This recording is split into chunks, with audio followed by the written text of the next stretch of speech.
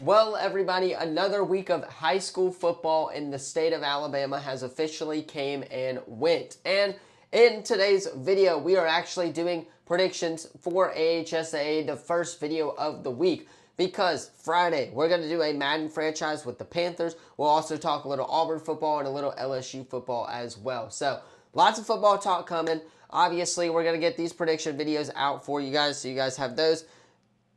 And for me, that they are just on the record so that I can go back and give you guys my official record for Alabama high school predictions so far. But first, if you are new to the channel, you already know what to do. Leave a like, subscribe, turn that bell on, as we do our best to post on this channel every single day. Later today, we'll have Big 12 reactions and Big 12 predictions for week number 2. So stay tuned for that one. Tomorrow we'll have ACC reactions and predictions as well as our Road to Glory video, I believe, tomorrow as well. And then Wednesday, NFL predictions. That's going to be a banger, so stay tuned for that video. I am super excited to be back with NFL predictions. And without further ado, though, we have AHSAA predictions to talk about for week number 3. We'll talk about where WNSP is going to be. We'll give a little hint to where I'm going to be as well in there for this week. And without further ado, let us go ahead and hop into these AHSAA week number 3 predictions. Alright, so you guys know how we do this eventually by now, or at least I hope. We go down the list. There's about 16 or 17 games in the Mobile-Baldwin County area that we are going to be predicting for week number 3 of the AHSAA season. Now, for Thursday night, there is a game on Thursday night. However, I will not be at this game because I will be at home watching the Dallas Cowboys beat the Philadelphia Eagles. There you go. There's my week number 1 prediction right there already in the NFL if you guys watch these types of videos. Alberta going into Williamson. This is going to be a fun one, man. The defense for Williamson is lights out, right? Obviously, Alberta's offense can put up some numbers as well. This is going to be a very fun matchup, and it has a little bit of a weird vibe with it being on a Thursday night. I'm still going to go Williamson, though. I think their defensive line is just way too good for them not to win this game. I think that prevails them in this matchup. Their offense, they've got a little bit of offensive going as well, but I think that their defensive line is going to be the MVPs of this game, and they will win this game for Williamson at home on Thursday night. McGill at Theodore. This is going to be a fun one. Theodore beating Spanish Fort this past weekend, so I actually got that prediction wrong, which when I was watching that game, it was on UTV 44 for those interested, that Spanish Fort was up. They were up 17-14, and I guess Theodore just threw for a touchdown pass, and Spanish Fort never came back from that. But McGill, obviously their week 1 win against Daphne was really cool. I believe they won last week, if I'm not mistaken. So, again, a battle of 2-0 and 1-1 teams. Going to be a good one here. Theodore's offense is legit, guys. This is one of their best offenses that they have had in a long time. I'm going to go with Theodore here at home. I believe they are 1-1 to start the year, but again, record does not matter in these early season matchups, right? So give me Theodore as they will be at home taking on McGill-Tulane on Friday night. BC Rain at UMS Wright Prep. UMS Wright obviously going into LaFleur and kicking the crap out of LaFleur, man. Everybody thought that LaFleur was going to walk away with this one pretty easily. However, that did not happen. UMS Wright obviously getting the dub. Max Flower, I believe, threw for a few touchdown passes in that game, so he's going to be one of the 2027 quarterbacks to watch here. They're starting to get a little bit of a rhythm here with their new coach, UMS is. I'm going to pick them at home. They are at home this week. Obviously, a couple weeks ago, they lost at home to St. Paul's. But again, that's St. Paul's, right? How are you going to stop them? Their offense is really good. They can make some plays. It's going to be about their defense, though. Holding this BC Rain offense and limiting them. I believe their quarterback is a dual threat quarterback. He's a runner. So, again, containing him is going to be part of the game for UMS Wright, and I think they will, and I think they get the dub here at home in this one to go on to 2-1 on the season there. Davidson at Baker, a top 25 matchup here. This is going to be a fun one. I will not be at this game, though, in Mobile. Sorry, guys, for that.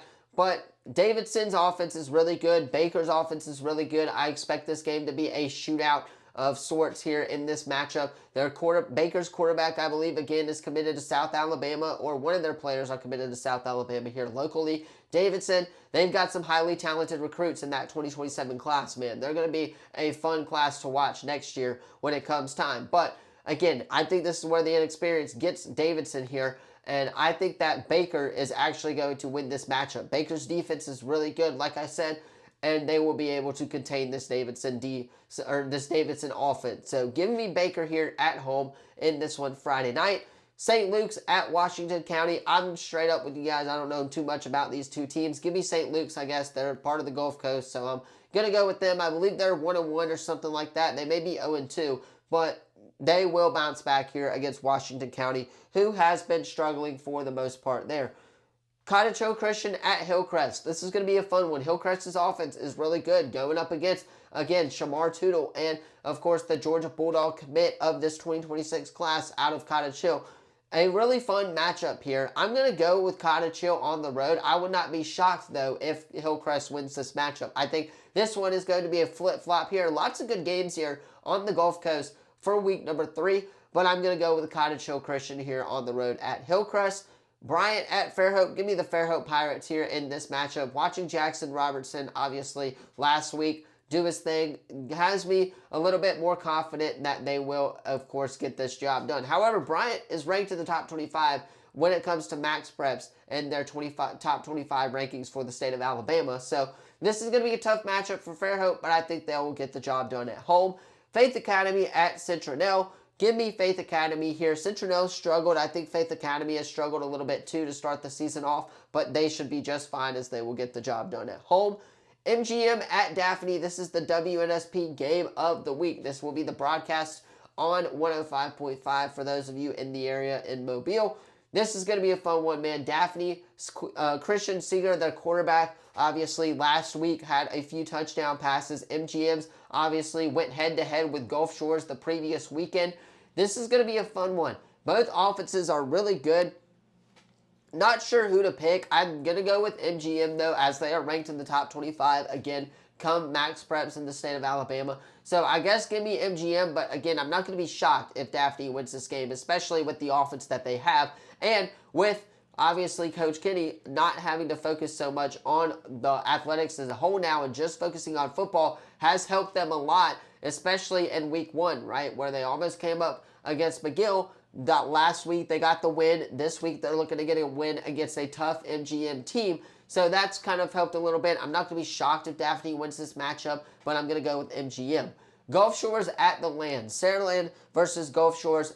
Gulf Shores has struggled to start the year 0-2. Saraland obviously is 2-0, beating Jackson. Their offense is looking really solid, and I cannot wait for this matchup. This is going to be a fun one this weekend. Carter Davis, 4-star wide receiver, has offers from Tennessee, Auburn, Alabama, things you can think of off the top of your head. Jamison Roberts, though, one of the best quarterbacks in this 2028 actually class for the Saraland High School team, is going to be a fun matchup here. Give me Saraland as they will get the job done against Gulf Shores, and Gulf Shores will fall to 0-3. However, I'm not going to be shocked if Gulf Shores win this matchup, but I'm going to go with Saraland at home.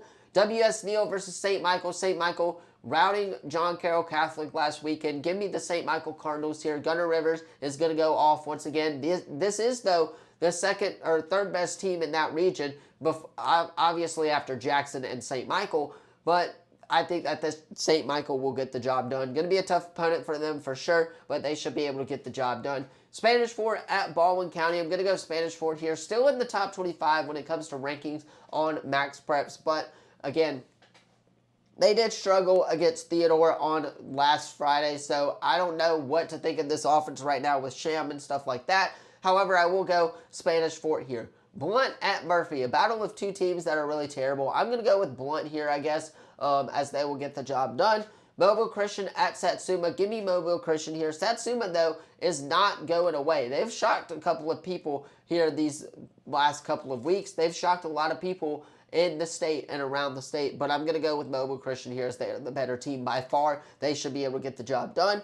Escambia County at Jackson. Give me Jackson here. Crowell did lead Jackson last week to the W, and I think that they were missing him in that Saraland game, which ultimately obviously gave them the loss. I think they get the win, though, in this matchup against Escambia County. And then to close us out on Friday night, we have Robertsdale at Foley. A lot of people are shocked about Robertsdale right now, including myself. They are 2-0 to start the season here. Foley, their offense is not that great. I'm going to go Robertsdale here as they will close us out on Friday night to get the win at Foley for week number 3 of the AHSAA predictions. Anyway, that is going to do it for today's video. Let me know what you thought of the video in the comments down below. Video number 1 of the day. Later today, we will have, of course, Big 12 reactions and Big 12 predictions, so stay tuned for that. Tomorrow, we'll have ACC reactions and predictions along with our Road to Glory, so stay tuned for that as well. Hit that sub button, leave a comment down below so you don't miss out on any of the latest videos. Thank you all so much for watching, and as always, I'll see you all in the next one. Peace.